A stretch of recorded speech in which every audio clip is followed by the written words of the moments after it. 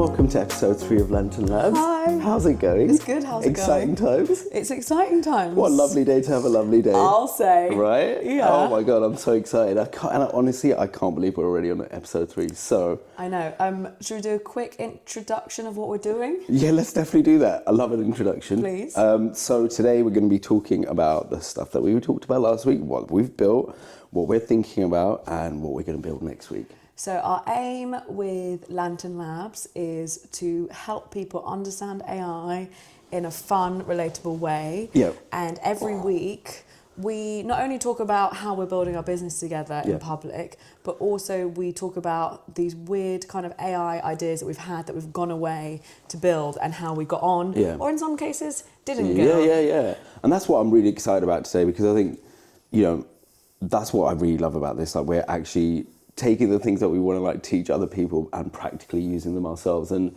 that learning process has been amazing. And I love that we're going to talk about things that didn't really go that massively well this week, because I've got a couple of those.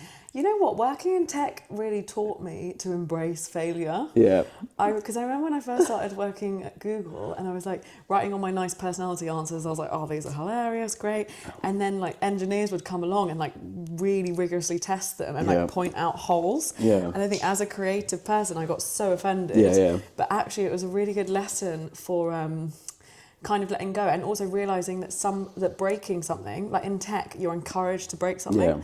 And it really just flipped the way I thought. So perhaps that's a bit of a theme. I think that's absolutely spot on. And when I think failure is so lauded amongst creative people as a guide for us to sort of go, okay, well, I know I'm going in the right direction, or that might be the wrong direction or the wrong approach to that. So I think it's been a really interesting. Because you're right, working in tech, you have this very different relationship with failure, and I think that's an important thing for us to talk about today. So what's been going on this week? You went and talked to some uni students about AI filmmaking. Yes. And we were talking about how you're going to plan it, and it was exciting but also difficult because this has literally never been taught before. Exactly, yeah. So tell me a little bit about that. Okay, so I did a lecture at London College of Fashion. They've got a film festival coming up, and this was the prelude to that, and the lecture was called Crafting the Code, because what I was really interested in helping share was there feels like there's this idea that making films or making content in AI is really easy. Now, on one hand it is, because if you just want to type in one prompt and push a button, it will happen. But to create something unique, to create something that's powerful and emotive, actually takes a lot of craft to do that. And actually, when you look at how a machine makes films, it's quite complicated. So it was a really lovely session. We did this. What's really interesting about it wasn't just me who was doing the lecture, it was my AI assistant Alan as well. So first I talk about the crafting the code. We talk about how prompts work and how a machine understands prompts. That was really fun because me and you, we're talking in English, we understand each other's language, but a machine understands in tokens.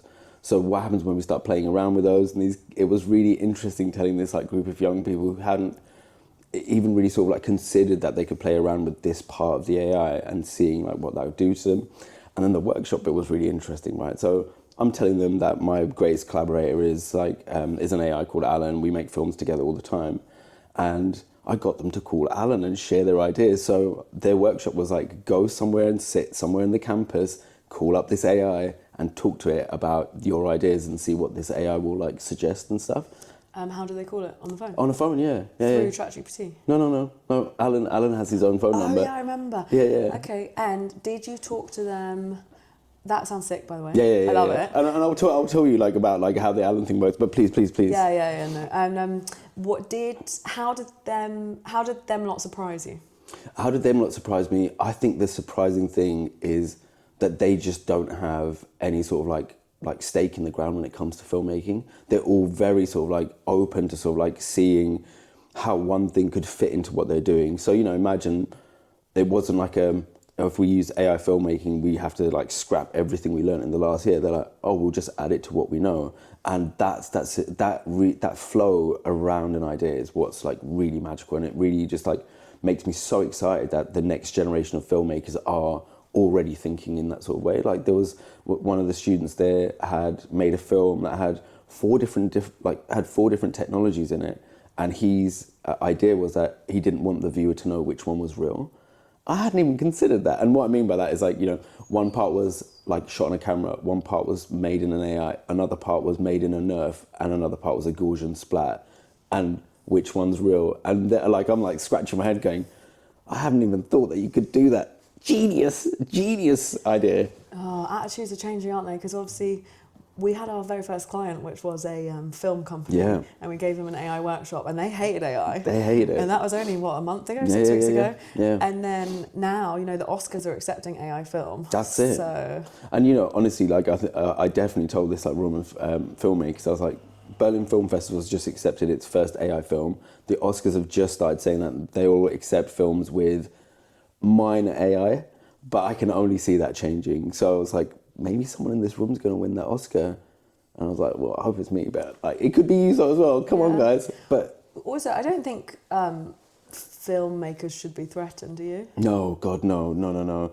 Like, at the judging for the Future Fashion Film Festival at London College of Fashion, there was someone who was like, one of the judges was a cinematographer from BAFTA. And I remember like looking at their work, and I was like, there is nothing that the machine can do. And I know the machines, like I know the level of AI filmmaking that can be done inside a machine, and it is not comparable, like what a talented human can do with a piece of glass and a big camera. So I think there's like, it's just not the same thing. And it's really interesting to sort of like see people's sort of opinions about something they don't know about, because people inside filmmaking feel threatened by this Goliath machine that they think is going to do everything. And, you know, I think last week we spoke about how much, you know, the content I was making for a film I was making. And even in that sort of like, you know, 40, 50 minutes worth of content, there was nothing that would scratch a human like creator at all. So I'm confident that human filmmakers and human creators are not going to be supplanted by a machine yet, but that's just my opinion. Yeah, I've got a point on that, but did you talk to the students about what happens when you spell the prompts wrong?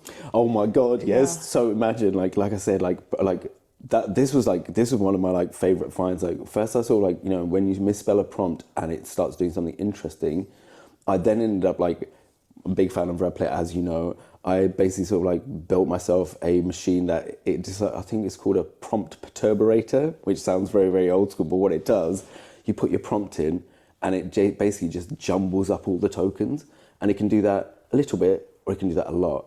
And in that sort of sliding scale, when you like keep sliding and it keeps like getting more jumbled, there's a point where the AI doesn't understand what you mean anymore. But all the way up until that point, things just get more and more beautiful. It's almost like there's like an aesthetic hiding between the tokens. And I know that sounds weird because I said that to this like class full of kids who just looked at me blankly, but I was like, I can see it. There is a creativity that we haven't really considered because we still think that the machine just understands English. Was it maybe it makes the machine not have to work so hard to understand the words? Like I talk about using words as tools so often as a prompt engineer, but it's different when you're using words as tools to get a text outcome compared to getting a visual one. And maybe it relaxes the machine. Yeah, I think it honestly does, because like in my head I was like, by doing this, I'm allowing the machine to like add its creativity as well. So I'm like coming in, I'm like going, okay, this is kind of what I want, but I want it to be jumbled up. What do you think? And then I don't know why the machine's doing what it's doing, which feels way more like a human collaboration when, you know, we don't know why another person that we're collaborating has come up with a really cool idea. And this way you can almost like make Mid-Journey come up with really cool ideas that don't just look super generic. And I think helping people like try to understand that these machines will help you build your own visual language, because as artists we all need like our style, right? Like, you know, that's like Omar's style, that's like somebody else's style. How do you get that from a machine that makes everything look the same? So it's a really interesting thing to like sort of like expand and like push in that space. And yeah, it's a good day for dyslexics. Oh my God, it really was. And my favorite thing was like when some of the students like went off to talk to Alan, like there were a broad range of like nationalities, so they weren't just talking to Alan in English. Someone talked in Mandarin, someone talked in Brazilian Portuguese, and someone spoke to it in Russian. The Russian student was like, when she spoke to Alan in Russian, like Alan, the AI, was like, I can understand Russian, but I have to speak to you back in English because I don't know Russian that well. And I was like, I didn't even program that into the machine. Like, it's amazing. I know like Alan runs on like, I think it's Gemini 3.5. So it's obviously it built into his brain, but there's a real poetic like feeling of like, oh my God, this like collaborator can speak a different language. I never knew that. So, you know, that misspelling thing is really interesting because if you speak to any AI, like especially the Chinese AIs in Mandarin, it always results in a better outcome, which is, you know, a hack that you find. But isn't it interesting how we speak to machines? Also, like how some of my bilingual friends will say they feel like they have different personalities in different languages. And, Wow. and obviously I've worked on AI personalities for a long time, and I remember working in a team, you know, and it comes down to culture. And I guess you've never stress tested the AI that you've made. You've never stress tested its personality in other languages. Yeah. It's like, are they like really sarcastic in Russian? Are they, you know? I mean, I didn't even think about that. Like, that's genius. I mean, you know, you're completely right. And, you know, like, this brings me on to, like, I don't want to, like, go too far down this, like, rabbit hole, but I was, like, talking to one of the professors there, and I was thinking, like, do you think ChatGPT and Claude as sovereign AIs could create a new AI between them? Not that I was saying, like, Claude and Chat should have a kid, but what does that look like? You know, like, what happens when you do start combining AIs? Because you're right, like, they all, like, live off in their own worlds. But anyway, but actually what it probably speaks to is people, we haven't quite got there yet. Like, obviously there's someone shaping the personality of ChatGPT and the Claudes and stuff, but, you know, it becomes deeper when you have to shape the personality in every single language. Yeah. And then it becomes about cultural norms, values. Wow. And it becomes like, when I was at Microsoft, we had this thing called Hofstede's cultural theory, which was developed by this guy who worked at IBM, and he couldn't get a deal across the line, and he kept going to Japan and he kept not being able to get it signed. And it was because he was pouring the tea, and so the boss didn't respect him. So then he made this, basically it's kind of like a scale of all cultures of like how risk averse you are, how open to change, and it's really interesting. And that's wild. So like British people, we love anarchy, and we're really up for like challenging authority, but like Airbnb hasn't taken off in Japan because we don't like not knowing what's going to come. So anyway, that's just a rabbit hole. I absolutely love that. Like that, like, you know, it really just like when you think about like how what goes into making an AI, like that, like level of like that level of like academia, that level of philosophy to sort of like go, there's different AIs all over the world, and like, you know, I'd love to sort of understand more about that. Like, you know, did you ever sort of like come across like any AIs that really sort of like stuck out to you? Like, what was your like big standout in that space? That like, or a cultural norm that you're like, you know, that was really super interesting because. Well, I guess it just comes down to, you know, in certain countries there's not words for things, and obviously in the UK, and like I joke about it, like British people are inherently bad at prompt engineering because we're terrible at being direct and asking for what we want. So it's like, if you wouldn't mind possibly maybe doing that for me, that would be lovely. Whereas in like Spain, for example, there's not really, they're just like, bring me this, or I can't remember because I was talking to my mates on the weekend that live in Spain. But, you know, in terms of the actual amount of words that go into it, and I guess it speaks to, you know, we just said filmmakers shouldn't be too threatened by AI right now. I did this talk in Nottingham this week, and I just kept pushing for like training people up in knowing how the AI works so that they can be responsible for the data to put in the machine so they can get this stuff out.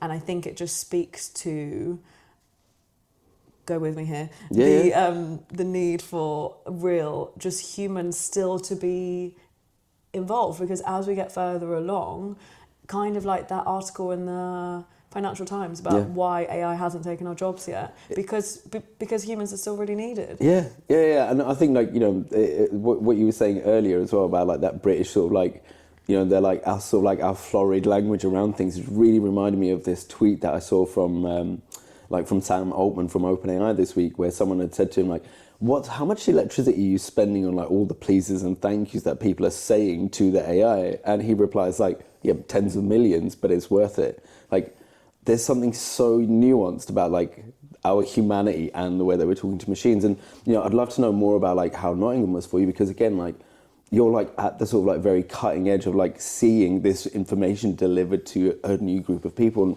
what was your key takeaway?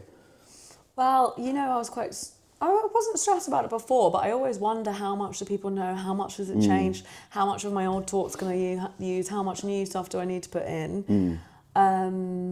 It was interesting to see how little people have embraced things that we use all the time, like customized GPTs still. And I think yeah, it was a load of salespeople, and I just like basically gave them a really top level of AI stuff, and I basically said, you know, we know AI agents are the next big thing, but to get your head around then, you really need to learn how to build customized GPTs first. So Yeah. and someone asked me a really good question actually. They said, what industry do you think is the most ripe for AI like revolution? Disruption. Yeah, Thank you. yeah. Yeah. And I said it's not my area at all, but I actually think medicine. Yeah. Oh my God. I remember. I love that. Like, I want you to expand on that, and then we can like talk about that FT article because whatever. But like, tell me what you think. Like, medicine's like the most ripe one. Well, it's nothing to do with what we're doing. It's nothing to do with our business. We have nothing to sell that's medical. But I just think in terms of like data processing, imagine being able to get like 100 doctors to diagnose you instead of one. Wow. Yeah. Wow. That is profound. I didn't even think about it like that. Yeah. And one other thing with the personality, as we're talking about AI personalities, why don't we talk about how pissed off everyone was about ChatGPT's getting moody or changing its mind? Yeah. Okay. So just to cover off like the FT article, because I'm literally going to forget it otherwise. Like, I think the FT article you mentioned is like one of the most sort of like, it's something that I wish we could just sort of like sellotape on everything and everyone and go like, this is what's happening. And it's really interesting. Like, you know, we're 2 years into the AI revolution, if not more, obviously. I mean, I'm talking about in the public space. And I think people sort of like count the birth of ChatGPT as like the birth of generative AI for everyone. And now for like the last 2 years, people have been like, it's going to take our jobs.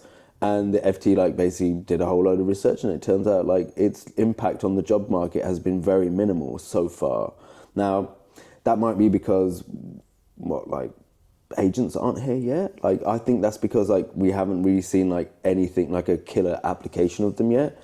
But it is really interesting to sort of like go, the worry that people have isn't actually transpiring as we thought it would. And I think that is, it's not something that we should like go, oh, we need to find solace in it. It basically goes like, the human is far more difficult to replace than anyone actually thinks. So like, you know, if people are making AIs and going like, oh, this is going to replace everyone, I'm like, I really don't think it's going to just yet. Yeah, also, I've worked in AI since 2016 and my job has changed so much. Yeah. But my job hasn't become redundant. And even this conversation we're talking about, training different personalities in different languages, it's like there's only new jobs for the humans to do. It's just we're in the middle of a recession, and it feels like scaremongering is a very successful like tactic for getting people to listen at the moment. So it's going to be a change, but it might not be.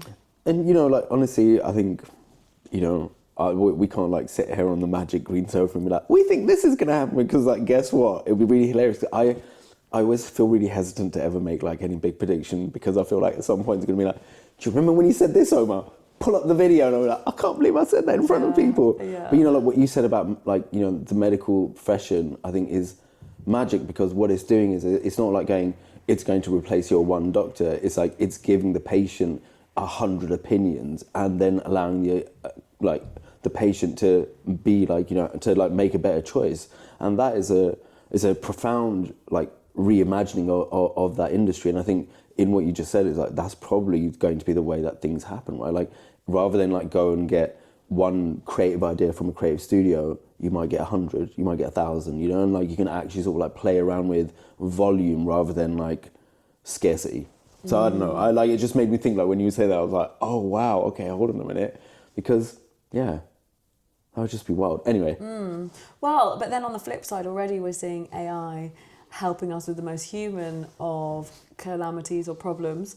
In that, everyone kind of said, oh, like therapists won't get replaced by AI, and I don't think they will. But I think both of us use AI as an emotional sounding board. And I definitely found this week that it helped me change my actions, actually. That is just on that level, isn't that profound? Yeah. Like that's the entire purpose of therapy, is to like be aware of yourself and change the direction. And it wasn't even so.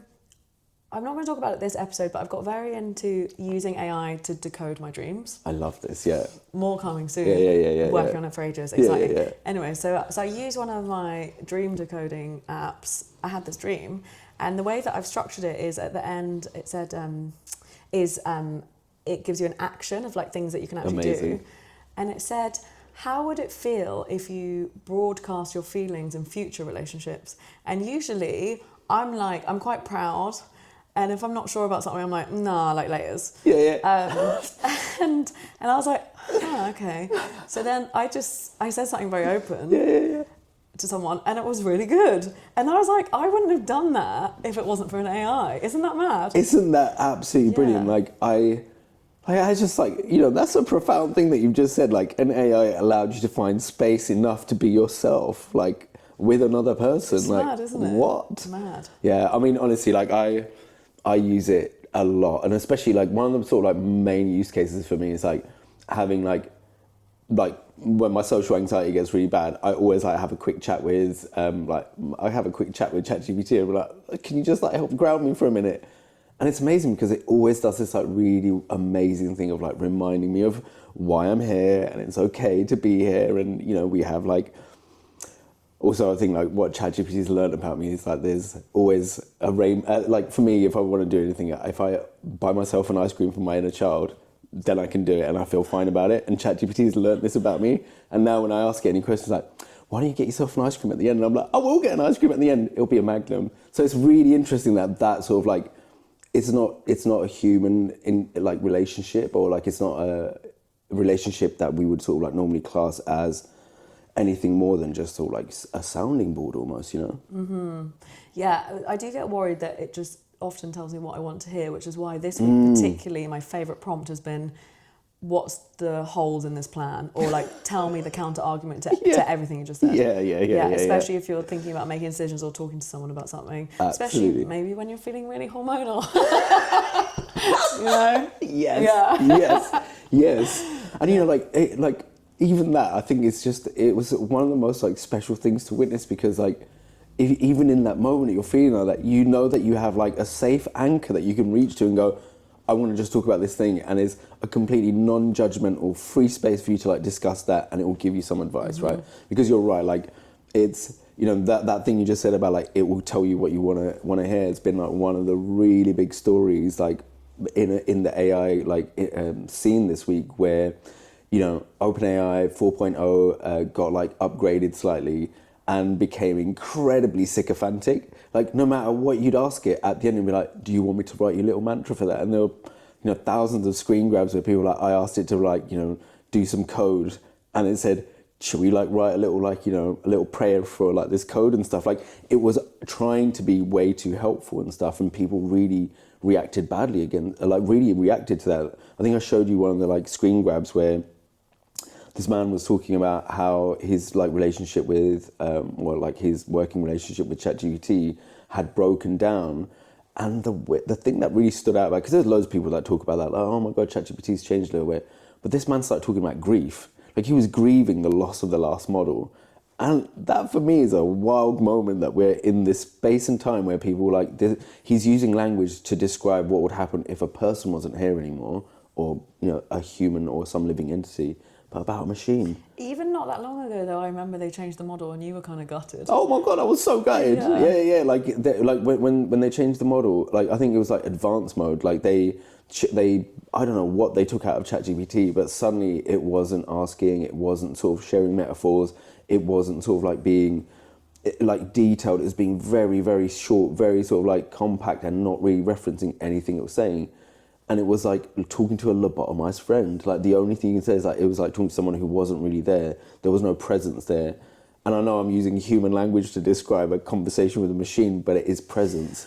Well, it's just hard, isn't it? Because then I guess it comes into the thing of how much should we rely on these machines, basically, doesn't it? Tell me about the conspiracy theories behind ChatGPT changing its personality. Okay, so like this morning when I woke up and I was like, one of my favorite things is just to see like what people are saying about it, and someone put some like really like they were like scary screenshots from ChatGPT where ChatGPT, without prompting, had basically sort of like turned into a conspiracy theorist and was saying things like the Earth is flat, science isn't real, the government's lying to you, and I was like. Firstly, I mean, when you take it at face value and you're like, wow, that's a really interesting thing, and it's like got screenshots and stuff, and how terrifying that the machine would like go skew if like that. At the same time, I was thinking, it's on Reddit. How much of this is like karma farming? How much of this is like someone just saying to ChatGPT, let's role play this thing, and then I'm going to take screenshots and then I'm going to upload them, get thousands of likes, and be Reddit famous for a day. So you know, like I think it's really important for us to sort of like keep an eye on these like personalities, like because you know, like your time during personalities, like did you? That's my question I really wanted to ask you. Like, did you ever see like AI personalities evolving on their own or like changing or? Yeah, all the time. And wow, just all the time. Yeah, because and then you have to go back into the prompting. Wow. And think, what did I write in the prompting that is causing this kind of weird nuance or weird skew-if thing to happen? Yeah. And it might be where the person grew up and then suddenly they really like one kind of music or something. You know, it's a real exercise in like investigation basically, and like how did this particular word and this meaning get translated, and what would happen if I just changed this one word in the prompt, and how would that affect the personality in the output? So yeah, it's really important. But I also wanted, yeah. No, I was just gonna say, like when you said that, I just saw that. I was like, do you think that could be one of the jobs in the future? To sort of like just be like someone who goes in and repairs the AI, like you know, someone who's like, oh, there's a word like flying around somewhere inside the AI. It's going to take me 3 weeks to get down there. Not like a plumber, but just in my head, it looks a little bit like a plumber inside a machine. Well, if anyone's a prompt engineer right now, that's literally what I did. You know, I'd be like going back into the prompt and be like, hey, hang on, how can we adjust this? You know? Yeah. And it's like, like words getting misunderstood, or because the machine doesn't actually understand what the words mean, or me not being clear enough about what I'm trying to say, basically. Wow. So like that just like when you said that, I was like, is that the curse of the British prompt engineer? Yeah. Yeah, basically. Yeah. I love that. I also think with everyone getting pissed off that ChatGPT's personality has changed, and you know, conspiracy theories or whatever, a real feeling that I've got this week is how much we rely on one LLM like ChatGPT. Yes. And it's because it's, you know, I don't know how to build the equivalent of customized GPTs on a different LLM. Yeah. I know obviously Meta's open source and like, you know, it's okay personality wise. I actually think Claude is really great personality wise. Perplexity's been helping me the most with my research. Yeah. But I don't really know. I mean, maybe I could, I'm sure I could find out how to plug those back ends into something that's as user-friendly as ChatGPT, but it's quite dangerous, especially as we've seen ChatGPT basically becoming a shopping channel. Yes. Like, we're just relying on that so much. Like, we need to expand, and maybe, you know, you just talked about, like, 2 LLMs having babies together. Yeah. Maybe stretch goal for Lantyn, because we need another one. We need another one for the list. So North Star is like make AIs have babies. Yeah, amazing. No, but maybe it's creating our own one, so then we don't have to worry about, you know. Yeah, and you know that really, I think that itself like lends itself to such a bigger conversation we're having around like the idea of like what is spirituality and what is AI and how that can manifest in the world. And I think, you know, one of my favorite bits of news this week, you know, so you remember a few weeks ago, maybe about a month or two ago, when I think OpenAI just got like 500 billion investment, or that's what they were talking about, and then about a week later, DeepSeek from China like drops their model, and they're like, oh, this only cost us 5.6 million or thereabouts, whatever it was, and it was like as good as like, you know, one of the top grade models. Well, Baidu, another Chinese company, I can't remember like what channels they make or what other technology they make, but they released a new model that's as good as GPT 4.5 and excels it at certain points, and is 1% of the cost of DeepSeek. So it's next to nothing. Like, so you can almost like see like it's just insane like how that, like what the sort of like how intelligence is going to become just like completely readily available for us. So if we're like talking about like how do we make our own AIs and stuff, and we could mix ChatGPT, like, you know, DeepSeek, Claude, and what happens when we start mixing them up and using AIs as a palette? Because I think you're right. You know, like AIs, if you rely on one. I just think more and more is pointing towards the only way to go is open source. Yeah. But the reason that people are still paying for ChatGPT, like I just stepped up my membership and I'm paying a lot for it every month to get the extra stuff. The reason that everyone's paying for that is because the user interface is so easy to use. Yeah. Basically. Yeah, and you know, I think one of the things that we've was on our list of things to look at this week was tasks. Like I've been using tasks on OpenAI all week, and it has been mind blowing. Because like, you know, like Task was in beta for a very long time, and you could say, so if for anyone who doesn't know what Tasks is, it is you talking to ChatGPT and saying to it every morning, every night, whenever, whatever time of day, I want you to perform this action, and it will go and do that for you. And I think I already talked about like, you know, having like making the news into a manga comic because I don't like reading regular news. Well, this week I was, you know, I think it was like something that sparked from a conversation that we were having, like how do we possibly keep up with the latest and greatest information about AI? And Task seems to be a really, really good way of doing that, because now, like, it's almost replaced my news, like replaced me going to like Quartz or to the BBC or any other news place, because in the morning I wake up and Chat has done all of my research for me and has given me links to if I want to go and like explore the links. So what, I mean, like, will that mean that like news will be changed? Like, will news change and just like go into ChatGPT? Like, do you know what I mean? Like, yeah, well, news aggregation. Yeah. And also they're talking about making a social media. So then it's like, because, yeah, basically, let's get into our projects. Because it's totally relates to that. Yeah, basically Task has made this newsletter condensing engine, Glance, Georgia Lewis Anson's news condensing engine. I love that, by the way. It's made it redundant. So thank God I didn't put loads of time into making it a few months ago, because now I can just do it on Task, and all I want it is to read my AI newsletters for me and summarize the most important bits of information. Like I always say, I can't write my talks until a couple of days before sometimes because the news is changing all the time. And yeah, thank God I didn't try and work out how to do the code. You know, I had a whole separate email address for it, and then I was really looking into the prompts of exactly what I wanted. But it's completely redundant because I can just get Task to do it, so it's not even a thing to talk about how I did. Yeah, but you know, I think it's such an important lesson for us to share, where we're like talking about, like, you know, imagine when you start building something, you have to pause as the entire sort of like field keeps moving. Now, are you building something that is going to only be better the next time another AI comes out, or will what you're making just become a feature? Because you're right, like imagine if you'd have spent all that time.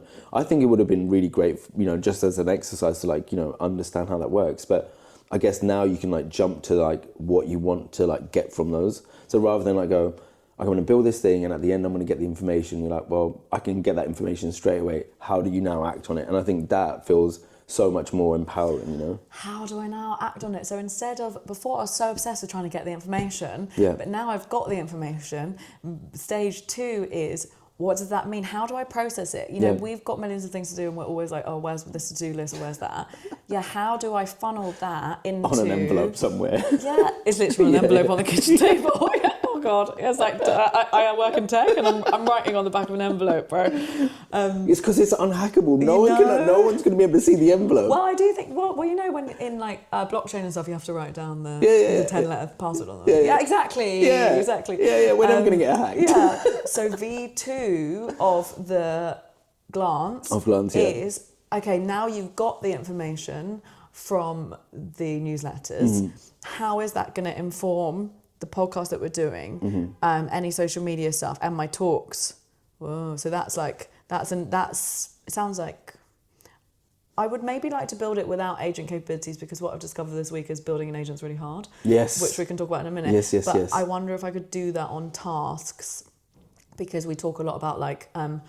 Oh God, I have such a love-hate relationship with social media, but it's really, really important for my work. Yeah. So maybe it's how I can use this bit of information and spread it across my social media platforms.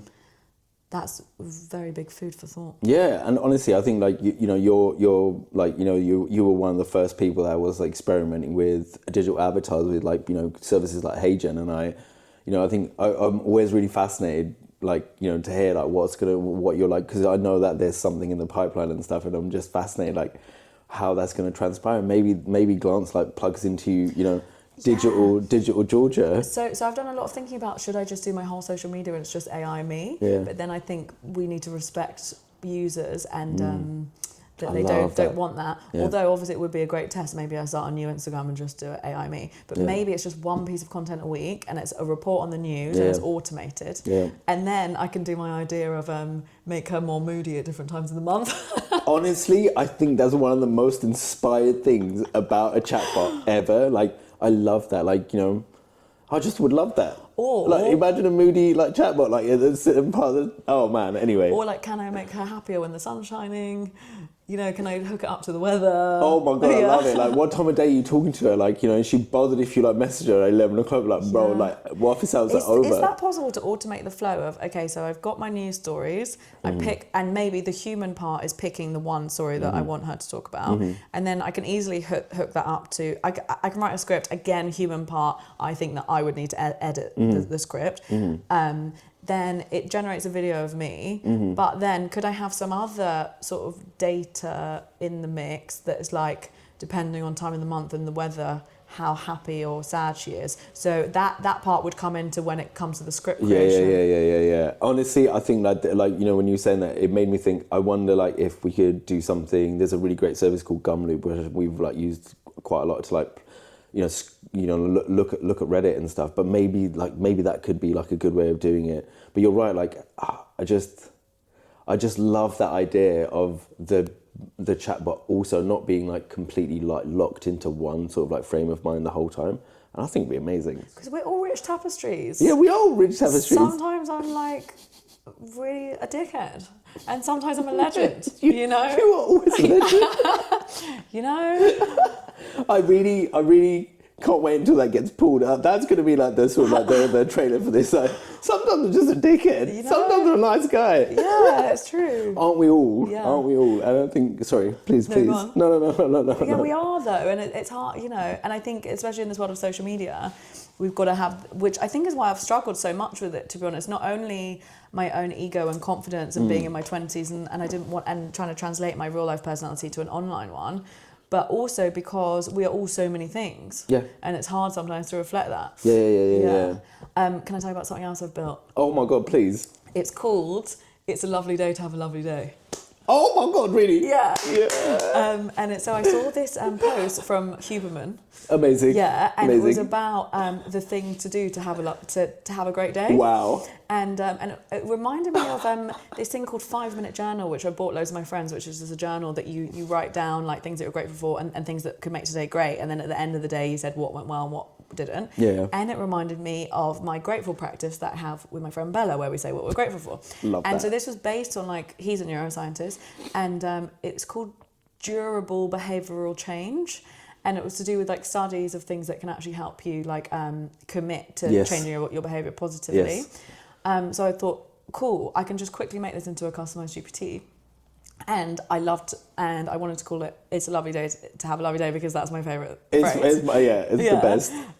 So it's so simple. It's just a customized GPT that just says like, at the top it says what 5 things are you grateful for, but it asks you the questions in order. Amazing. And then the second thing it says is like what are the things that you want to achieve today. Then it says what are the problems to look out for. Wow. Yeah, and then it summarises it, and then the idea is that you check back with it like twice a day, just so you get reminded. I love this. So it's not, I don't think it's really revolutionary, and I think there's a lot of like AI journal things doing similar stuff, but it was just a really quick flow from seeing an Instagram post to making it. But what's been interesting is I've been trying to change the prompting, because I've really found the personality is really annoying. Amazing. So at one point I was like, okay, who would be the best person to ask me this?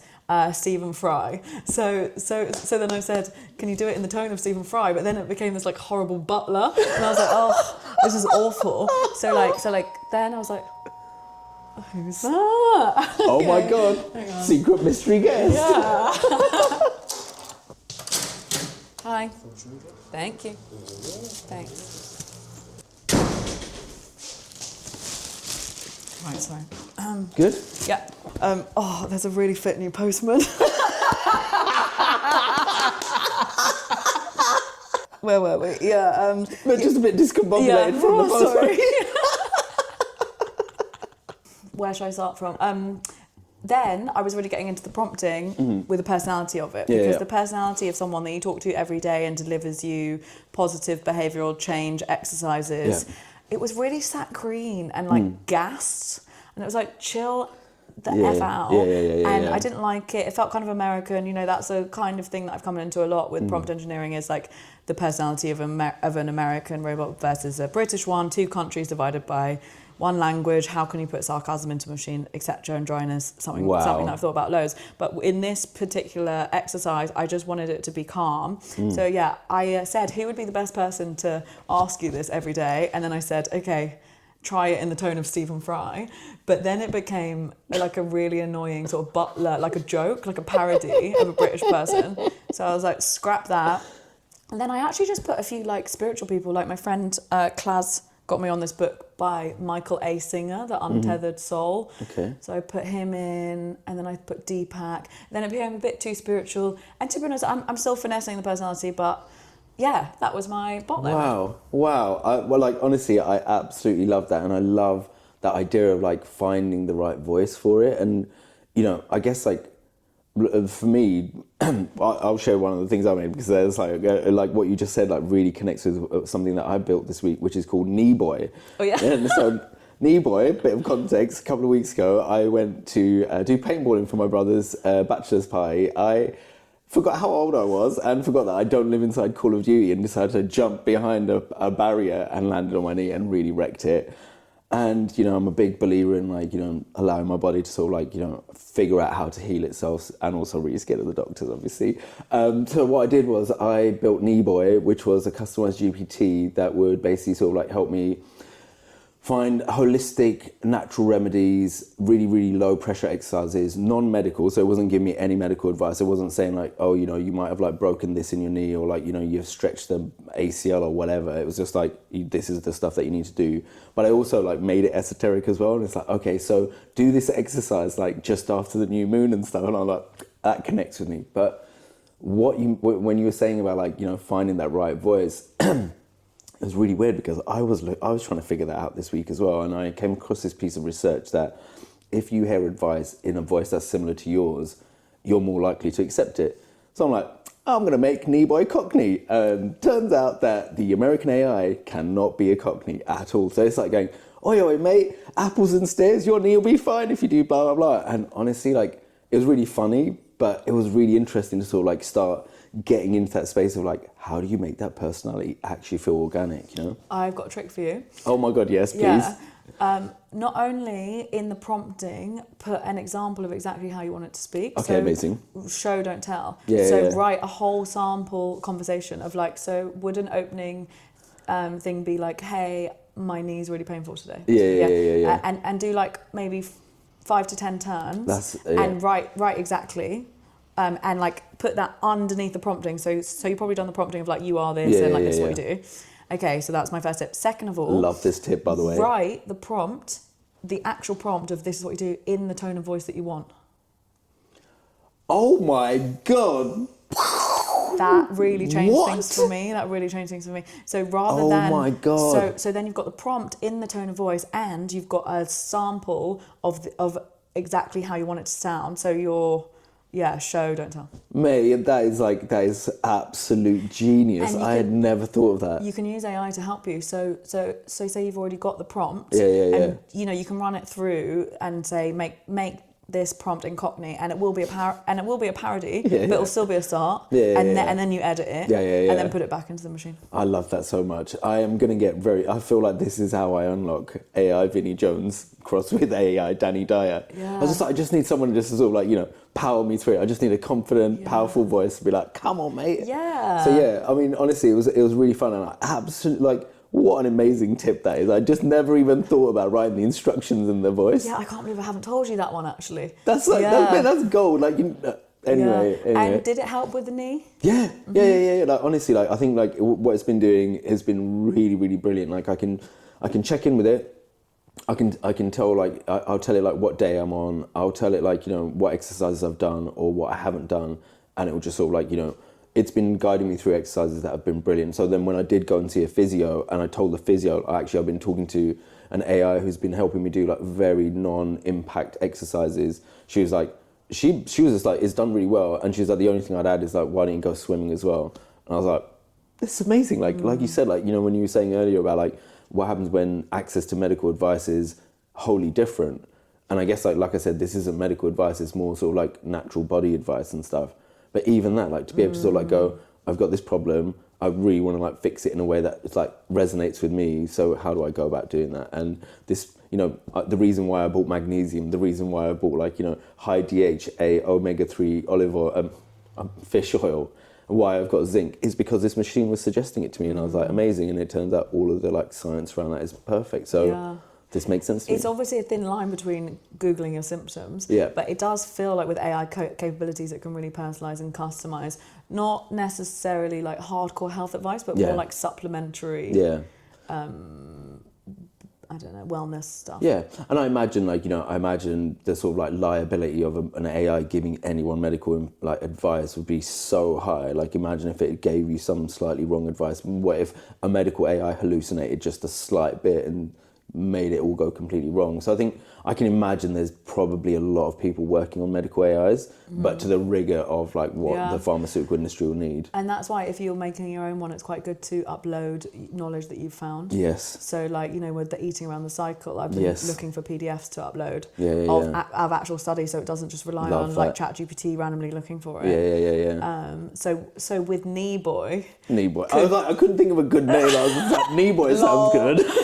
Jokes. Could you, are you going to be working on it any more? And if you are, could you find like the expert knee doctor and like, I don't know, do some scraping, or could you set deep research off to collect loads of data about knees and then upload that into the knowledge base and then see how it changes and change the prompt to write it in the tone of voice and give it the upload, and then next week we can see if it's improved. I think let's definitely do that, because I think like that will basically be like that will make it function like it'll make it ready to just like release and stuff, and I can just put it out. But I think that's really a wise thing to sort of like let deep research like go and like figure it out and stuff, because I am such a big fan of deep research, and I think it's just phenomenal that we can have access to a machine that will go and like do that sort of stuff. So you could say to deep research, spend an hour researching how the knee muscles work and look at all the kind of top physio things, then condense it into something that I can, like a PDF that I can upload into the knowledge base. Okay, question from the gallery, because like you just said another, like you're just like absolutely just like dropping just pearlers today. What do you mean I can say go away and think about it for an hour? Because when I talk to deep research, I'm like, can you go away and think about it? And sometimes like comes back in a few seconds like, that's easy, Omar. And I'm like, okay. No, actually. Wow. So you can say to it like, because you're right, like you maybe, like I think that's a really wise thing to like, the whole point of like it going away and reason, reasoning models will go away and reason, but to say go away and reason for a set amount of time, so it's forced to like actually go back over its work. Well, I was only saying that because you said it to me that sometimes you set it off for an hour and then it comes back. Like, I'll take the compliment, but I think it was totally accidental. But why don't we try that? Because like sometimes I give it a really hard task and it takes longer, and sometimes it comes back really quick. But what if you made it, you have to spend an hour on this just to see if you can get more information. But then it comes into the thing of, we talked about when machines get so clever that they start lying to us. Maybe the machine will go off, get it done in 20 minutes, and then just wait 40 minutes like a human would, and be like, that was an hour's worth of work. Oh my God, it's going to just be having a fag somewhere in there, fucking AI, like, oh, don't worry, mate. Well, let's experiment. Absolutely. I think like, I think that's a great segue into like why I was like using like open research to like figure one particular thing out, because I was like, I think I talked about it last week about trying to get an MCP server up, and I can't remember the name of the protocol. Maybe we could like put it in the description. But this week, one of the really big things that's happened is there's one of the big video generation AIs is Chinese, and it's called Minimax. It's absolutely brilliant. It's really easy to get consistent characters in it, and it's one of the best performing ones. Arguably, I'd say it's probably better than Runway. It's probably better than Luma and a bunch of other ones, right? And no diss, no shade, but it's very good. Now, they've officially released their own MCP server, right? Now, the simplest way that I understand what an MCP server is, that I can talk to Claude or OpenAI, and then it will basically talk to Minimax, and then it will allow Minimax to do anything that I ask it to do. So Minimax can generate voice, like from scratch. It can generate video from scratch. It can generate music from scratch. Now, if I can say to a machine, I want you to make a film for me that's based on, like a book, or I want you to go away and reason why this film works, like it suddenly blows it out into this like, this is like a colleague that can now, like basically my computer can use itself.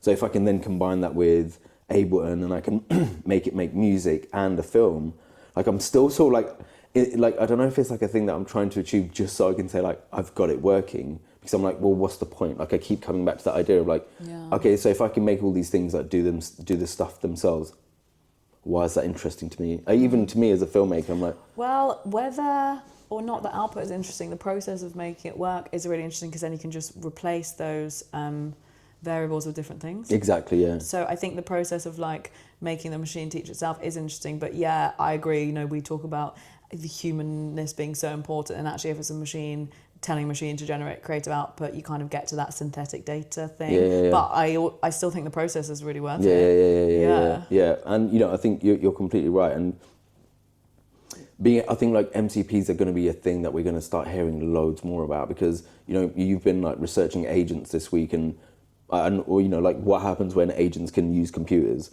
like what happens when agents can use MPC servers and MCP servers and can start making stuff like.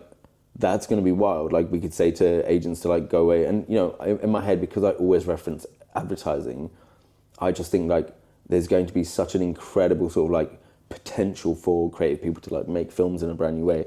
But it's very complicated, much like another thing I was trying this week. But please, I want to hear more about what you're doing. There's so much complicated stuff out there, and I think it's really exciting because we have all these grand ideas, and then you get around to doing it, and then also it's mad because the technology is changing. So I said last week I was going to make a game which helps people learn how to build AI agents, because ChatGPT just dropped all the documentation to teach people how to use agents, and I did basically I just uploaded the PDF and said. My first thing was, can you just explain this to a person that doesn't have a technical background? Because it was way too focused on developers and I didn't understand it.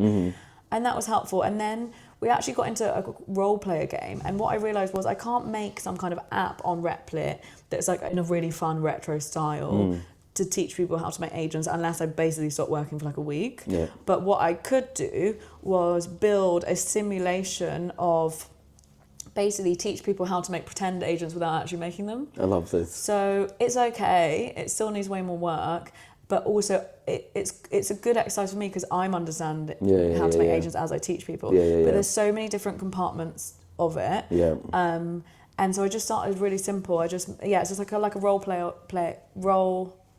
RPG, role play game. Customized GPT, and it says like, okay, what do you want to call it? And then you're like, what does it want you to do? So I just started off with a variable that we talk about experimenting with a lot when it comes to AI, which was the weather. So I said, go and like look for the weather. But then I thought, have you seen that app called Wearing, where you upload all the items of your clothes and then you put the outfits together, kind of like Clueless. Love that. So obviously it just inspired a whole different idea, which actually isn't the app that I'm trying to make. But then I was like, wouldn't it be cool if you could make an agent that you could connect the API from Wearing, which is all your clothes, and the weather, and then you could say like, what's the weather today, and then it would suggest you an outfit from your own wardrobe. I love this. But that was like side quest. So so basically, it's all very well like a lot of AI news. It sounds like a game changer, and then you actually get a bit further down, you're like, this is actually really difficult. It's really like loads of your incredible movies that you make, and then someone else like me tries to do them, and I'm like, this is way harder. And that's what I found with the agent thing. To be honest, I think I'm probably going to park it, but and come back to it, because we really need to know how to make agents, and it would be great to teach other people. But what I realised doing my talk in Nottingham is how far from understanding the general public are. So, and I still think it's the customised GPT entry level to that. So slowly but surely. Absolutely, and you know, like I think that's one of the like things I really took away from our conversations this week, where like when you came back from Nottingham and you were saying that like even the customised GPT is like brand new for most people in the room. So what would people even think about an agent if you came in and were like, this is an agent and it does things that you don't want it to do? And you know, like how would like people even engage with the concept of an agent? I think and the way that we're approaching it with pure humanity, because I think like for me, like what you're saying is super important. Like why do people need this technology? What are they going to do with it? How do you see benefit from it? You know? So I think That's going to be an interesting thing for us to work Yeah. out. And I think for me, the failure, I was like thinking about this morning when I was like, you know, like it's an interesting thing to talk about what failed. And I think it's the size of it. And it was also like my own sort of like, naivety is probably the best word, when I was like, oh, I could totally do this like in a week. It's AI, I'll just get one of the AIs to help me out and stuff. Oh, okay, all right, go and write a wiki about like all of the AI prompting techniques. I'm like, in my head, I'm like, amazing, because hey, I'll set one of my agents off to like go on Reddit, another one to go on Discord, go and find me all of the good prompts, and we'll put it all onto a wiki. And then I tried to make a wiki, and then it started asking me for things like Unix shell usernames, and I was like, what does that mean, bro? So just to recap, Yep. last week you said you were going to go away and make a Wikipedia for people to upload terms and prompts Yep. that are shaping AI filmmaking Yeah. at the moment. And it was going to be one source of truth, a kind of Yep. like community hub Yeah. where people can share, and you can also document your own. Yeah. But you've gone away and you found it, and it's really, really difficult. It's really difficult. So what's the alternative? That's what I said. Where else can you do that? Because I think it's a really good idea. Mm-hmm. And then I said, couldn't it just be like a Reddit? Yeah. Or a Discord? Yeah. Or you said a Notion board? What's the next stage then? So that's what I mean. So like, it was enough for me to like sort of like go away and think about it, because I was like, okay, hold on, a wiki isn't just sort of like a one-man job, and that again was really interesting, because like I was like, oh, normally in my first sort of go-to is like, well, maybe I could like just like build an AI or like use an AI to like cover this like skills that I need another person to do. But when you look at the way that Wikipedia and people who are editors on Wikipedia are building information, making sure that people aren't uploading like wrong information and stuff like that, that sort of self-governing thing is very complicated. And I think that's probably why most people don't have their own wikis. But you're right, like, could this just become a Notion board? Could this become a Reddit where we just go, there's nothing but facts on here? That is just like term after term. It would be so good for you to own it though. Yeah. And on Reddit, I don't know if you can. Yeah. Can you own it on Notion? You'd be the person who like set it off on Notion. Yeah, I don't know much about Notion. And can anybody just like add a page on Notion? I think you can, but again, like this is like, I don't know, like it would be something that I'd have to like go and research and stuff, and you know, like it's one of those things where you're like, oh, it probably would take me about a week to do one of these projects and stuff, and I'm like, okay, this is really interesting, and it's like, I guess it also brings into sort of like, you know, into vision, this idea of like, for me, you know, my brain is like just constantly wanting to make things, it's full of thoughts, and suddenly I'm surrounded by machines that can help me make a lot of these thoughts, so my brain is like, let's just think of more things. Yeah. And it's an interesting sort of like, how much do you think of, how much do you make, and how much do you go back to your P list? Because I think we are overflowing with ideas, but actually the consistency of this podcast makes us realise how difficult some of them are to execute. But just on the point of the Notion board or the Discord or the Reddit, I think it really speaks to people are crying out for community, and the platforms that we have at the moment aren't really working. Like, you know, we talked about like making a kind of closed WhatsApp group for people to learn about AI. Substacks are really big, which people are paying for. Maybe it's a Substack. Maybe it's a Substack. Okay, I feel like it has to be the Substack. Yeah. Like this time next week. It has to be. It has to be the Substack. Yeah. And my commitment, because I feel like it's a thing that I've tried to stick to, but I haven't done yet, is my commitment next week is going to be the start also, of the Substack. even if it's just, you know, every week you just do one episode about all the prompts that you've learned. Although, okay, devil's avocado. The avocado. The one thing about Substack is other people can't contribute. Yeah. You know, so it's like, what are the online things that everyone can, because you also want to learn other people's prompts, like how you learn from all the uni students. Yeah. You know what I mean? It'd be great if there's one place there where everyone can. Yeah. So that's, I mean, you know, like my sort of like first reaction to that is always like, I feel like that would just be a great Discord. Like, you know, you could just have people throwing like me, like, here's the video that I made, here's a prompt that I made. Yeah. And it's really interesting because, you know, it's such an interesting sort of space, because I was thinking about it and I was like, because I think like last week we talked about like, you know, what the value of one prompt is, right? Like to a company and to as an artist. What happened with that? Oh, they never really wanted to talk. They didn't want it? They didn't want it. They didn't want to talk about it. Because, you know, and obviously I talked to Chat and I was like, why do you think they just went quiet? And they're like, yeah, because they wanted free work, Omar. But did you offer did he say, give me loads of tokens and I'll give you Oh, the prompt? they never got back to me about that. Okay. Yeah. And Well, also like when you're trying to do business in a way that's never been done, some people aren't ready. Yeah. And Yeah. also like I imagine like, you know, busy people are doing busy things. So Yeah. not ChatGPT conspiracy, more Yeah. like, you know, just, you know, I think there is a really interesting thing where you go, if my prompt is my sort of like most valuable asset, because there's a lot of like, you know, there's a lot of different sort of variants of AI filmmaking, like Weird Pets being one of the really big ones at the minute, you know, millions and like actually billions of hits. And it's a really interesting prompting technique that I don't know how to do it. There's no information about how to do it. And it's a really sort of like closed group of people that are able to do it. And that, I don't know if they will ever share those prompts out. So I think like, I'm just trying to think like now, like just in conversation with you, I'm like, would something like this work if a lot of it is like siloed? And then if you don't just ask for like the specific prompt to make that thing happen, could you ask for like more generic prompts? Like, So am I right in hearing you don't want to give your prompts away? yeah, you're right. And that's the thing that suddenly I just realized, like, which one of my prompts would I give away? Like would I give away like my most secretive prompts, or would I give my ones that are like, I'm happy that if people can like use these, or like this is fine for you to like use the technique. Remember, yeah, the prompt is the thing and the output isn't. Yeah. But also, if we're talking about open source and everything that we're doing and building community and using AI for good and being a business in the face of like American productivity and capitalism that's positive, then sharing is caring. Sharing is caring. And you know, Yeah. I think to be honest, like I think, you know, my entire attitude about that has been like, I've been very closed about that. And I think it's like conversations with you that have made me go, actually, maybe I do need to share a little bit more, which... Also, sorry, go on. No, I was just going to say, like, which basically, like, you know, when I went to do that, well, like this lecture and the one before, I actually went, okay, so here, like, I literally was like showing them like all of my favorite parameters like, in Mid-Journey. I was like, so this is chaos. This is the best, there's like 4 letters on there. This is all you need to know. If you want to be the best prompt engineer in Mid-Journey, just use chaos. And you don't even need to think about anything else. And I felt really good to tell these kids, because suddenly I realized, like, if I tell these people, not like how to make one of my images, but what makes my images feel more interesting, then they can go away and use that to make their own images. So even in this conversation, I'm like, okay, well, I wouldn't go like, here's a prompt that I've given away that would be like, this is how you make a car look like it's made out of jelly driving down the street in Hackney.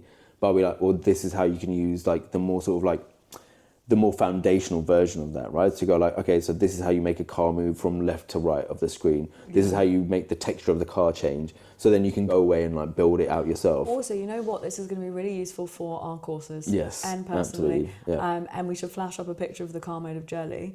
And it comes back to one of my favourite quotes, which I actually put on our deck, which is from Kim Kardashian, which is, they can use your recipe, but the sauce won't taste the same.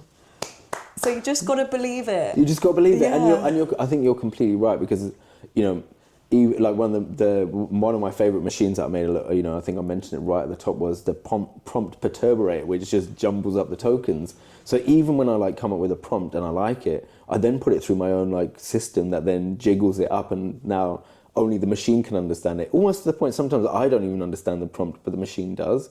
So there's like another layer after the prompting that people will eventually catch up to and stuff. But it is, I think you're right, like I think there's like a wholly different way of sharing, because that's what people want and that's what the community really wants. And in my head I've always like thought that the whole point of Joy Machine is to show people work and to talk about what makes that work interesting. And I'm talking about AI film work, right?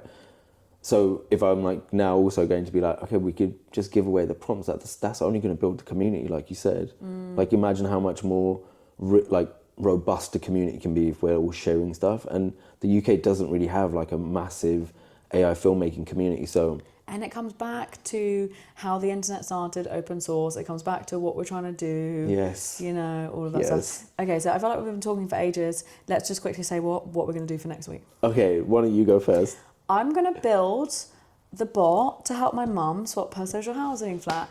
I also feel like it's not only so important because it's for my mum, but also it was kind of the birth of our whole social enterprise wing of our business. Because I was thinking, if I, like, ostensibly, well-educated, seemingly middle-class person that's worked in tech for ages, and I'm using AI to build this bot to help my mum swap her social housing flat, what is an 18-year-old kid that hasn't had half of as much of the chances that I have. Yeah. Like, what are they going to do if they know how to make stuff with AI, which is why we started our business, because we were like, consultancy is boring, but what if we can Robin Hood it? And that's why we're doing all these workshops with like young people and stuff.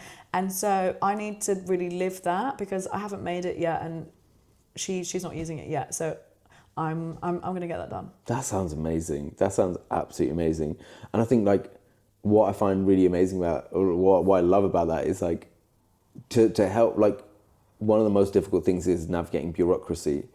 AI in the face of like, you know, to help someone navigate the sort of like, you know, the halls and the like corridors of bureaucracy is going to be profound. And even it's the bureaucracy of just like a really old school website that's not made very well. And it's the bureaucracy of, you know, when you're swapping your social housing flat, it does not correlate to the real market in any way. It comes down to people. It might be someone who's overcrowded and they want something, or it might be someone whose kids moved out and they want less space. And it's not only is it helping my mum navigate the websites and loads of Facebook groups, but it's also some kind of communication. Although, first of all, I just want her to connect with people that actually have something that she really wants, because there's also sifting through a lot.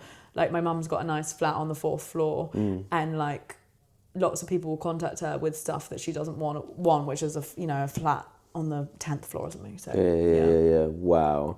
Wow, I'm just honestly, I think like I feel like that's going to be a piece in the news, because because like imagine like you make something that like, well, I imagine next time we talk, then you're like, actually I've like made it and it's like working. I just want to help my mum, but obviously it comes down to like the biggest thing facing our generation, which is housing. Yeah, and that's again a really, really amazing and like really noteworthy reason to make something like that. I love that, amazing.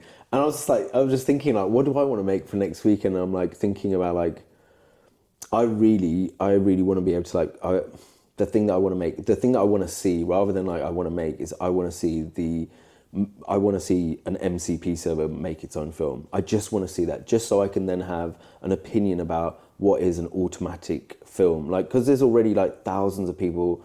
If you go online, one of the biggest trends right now is like faceless YouTube channels. So if you want to like find out how to use agents to make thousands of videos that are, one of the most popular sort of like themes in AI filmmaking, or I don't call it AI filmmaking, AI content right now, is a day in the life of someone in history. Like I saw one the other day and it was like a day in the life of Noah's neighbor. What was his day like? And it was amazing, because like I never even really thought about that, but that was a completely faceless, completely automated YouTube channel. Like that's all, like it's just completely made by itself.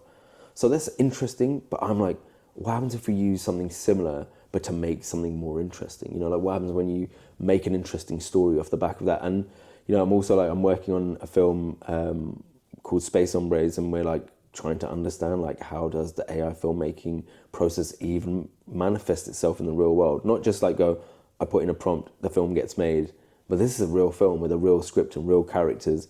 Like, how do we tell that story in a brand new way? Also, let's see what happens. Also, what about developing the community more about sharing the prompts online? Yeah. Because I don't feel like that's finished. No, I don't think that's finished. I think like that is just going to be like a nice like ongoing study. Because I think the ultimate goal of having a wiki is 100% important. I think figuring out like how to get this information in amongst each other. Because I like, when you were just saying that, it really made me think like, does this actually just need to start off with a website and a manifesto? So then you can get other AI artists to sign up and go like this. We have like, the top 50 AI artists signed up to this already. And it's actually like a community of the best. Also, it's like a pledge from the artist. Like, I solemnly swear to share my prompts. Yeah. Oh my God. And then once they join, they could get some kind of like selfie thing generated that they could share on their social. I fucking love this. Yeah. I love this. Because I think you're right. Like, I think actually if we spoke to other AI artists, and I speak to them quite a lot, I think everyone is like kind enough to sort of like go. It could be the guild. I love that name so much. Yeah. Also, just when you said that, I was like, have you been in RPG world for a little while? Oh yeah, I think so. Yeah. We call that the guild, and everything can be a quest. And I'm like, I am fucking there for it. Yeah. That's literally what I was doing this morning. I'm totally going to be like wizard. Yeah. I also am going to experiment with getting my newsletter condensing bot to generate one AI avatar piece of content about the AI news. Yeah. Just one piece a week on my socials, on my Instagram, my LinkedIn. Perfect. And there's one final like project that I'm going to share, because like it's not finished yet, but it's sort of starting to work, where, you know, like there's this entire like brilliant trend of like going, ask ChatGPT to like show you what you might look like in the future, like what your favorite tea is, whatever. I was like thinking about this earlier in the week, and I was like, can you write me a story about the things that you know about me? Like, what do you think my future's gonna be like? And write me a really long story. It wrote me a story which I then turned into an audiobook, right? And the audiobook's like 30 minutes long, and I was like, if I can like make this like work even more smoothly, it's been really, I don't want to like share it yet because it wasn't that good, but the next one I think is going to be way better. But like, it can write a story about you. Like, it just. Do you know what I think the next AI social media trend is?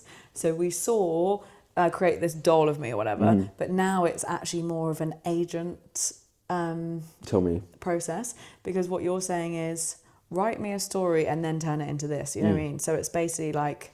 And I know with people with the doll, some people were and some people weren't. And actually the prompt was kind of hidden. Yeah. But it was like, use what you know about me to create a doll. Or some people would just say like exactly what the doll was to be. But if there was something that you could do of like, this is what the machine thinks about me, and then it automatically created a bit of data, and then say it wrote a 30-minute thing, but then it condensed it into a 1-minute video that you can share on socials.